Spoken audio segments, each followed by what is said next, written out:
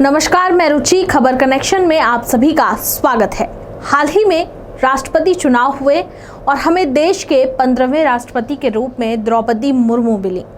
राष्ट्रपति चुनाव में एनडीए उम्मीदवार द्रौपदी मुर्मू ने विपक्षी दलों के संयुक्त उम्मीदवार यशवंत सिन्हा को भारी अंतर से हराया। बता दें, कई राज्यों में द्रौपदी मुर्मू के लिए क्रॉस वोटिंग हुई। विपक्ष के कई सांसदों और विधायकों ने भी मुर्मू के पक्ष में मतदान किया।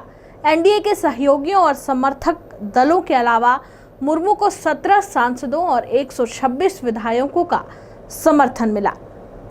सबसे अधिक क्रॉस वोटिंग असम में हुई है।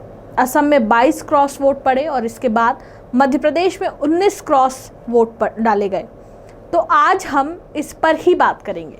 आखिर क्यों द्रौपदी मुर्मू को विपक्ष के इतने वोट मिले, साथ ही द्रौपदी मुर्मू राष्ट्रपति के पद तक पहुंचने के पीछे आखिर बीजेपी की कौन सी रणनीति है। वहीं पहले ओबीसी, फिर दलित, बीएसपी के वोट बैंक और अब आदिवासी वोट बैंक। क्या प्रधानमंत्री मोदी ये कोशिश कर रहे हैं कि उच्च वर्ग और सवर्णों की राजनीति का लगा टैग अपने ऊपर से हटा लें? दरअसल भारत को आज़ादी के 75 साल बाद द्रौपदी मुर्मू के रूप में पहली आदिवासी राष्ट्रपति मिली हैं। वो संथाल समुदाय से आती हैं। भील और गोंड के बाद संथाल जनजाति की आबादी आदिवासियों में सबसे ज़्यादा है।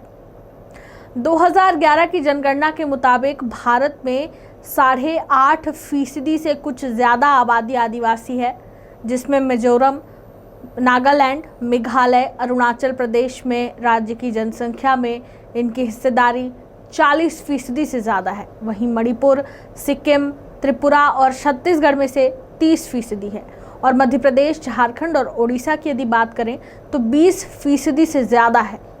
भारत में लोकसभा की कुल सीटों में 47 सीटें अनुसूचित जनजातियों के लिए आरक्षित हैं। इस वजह से माना जा रहा है कि द्रौपदी मुर्मू का राष्ट्रपति बनना भारतीय राजनीति में महज संयोग नहीं है। मुर्मू की उम्मीदवारी का 44 छोटी बड़ी पार्टियों ने समर्थन किया था। चुनाव में क्रॉस वोटिंग भी हुई, यानी विपक्ष के कई सांसदों और विधायकों ने भी मुर्मू के पक्ष में मतदान किया।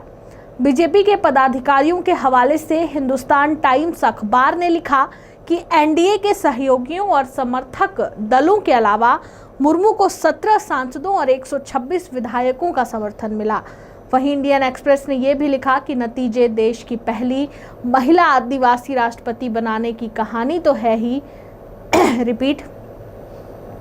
साथ ही अखबार ने यह भी लिखा कि ये नतीजे देश की पहली महिला आदिवासी के रूप में राष्ट्रपति बनने की कहानी तो है ही, लेकिन साथ ही यह विपक्ष के आपसी मतभेद और अलगाव को भी दिखाता है। शायद यही वजह है कि राष्ट्रपति पद के उम्मीदवार के तौर पर द्रौपदी मुर्मू के नाम का विरोध पश्चिम बंगाल की मुख्यमंत्री भी नहीं कर पाई और शिवसेना में भी उनके नाम पर टूट दिखाई दी।